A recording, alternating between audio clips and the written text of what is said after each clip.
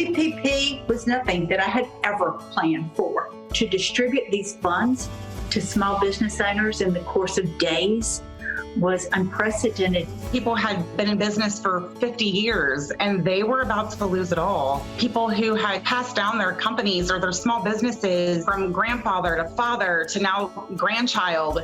They didn't know, and they were coming to us like, okay, how do I get this PPP money? You Citibank are going to be the ones going to help us keep our doors open, keep our employees getting paid.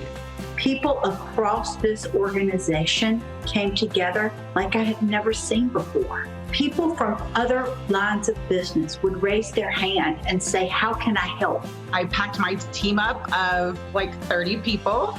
We jumped right in. We were working 7 days a week. 12-hour, 14-hour days. I've never seen such a collaborative effort between the bank, our back office, our bankers who are out in the field to undertake this tremendous effort for us to get as many people over the finish line. Everybody needed help, and that's exactly what we did. We were there for our customers.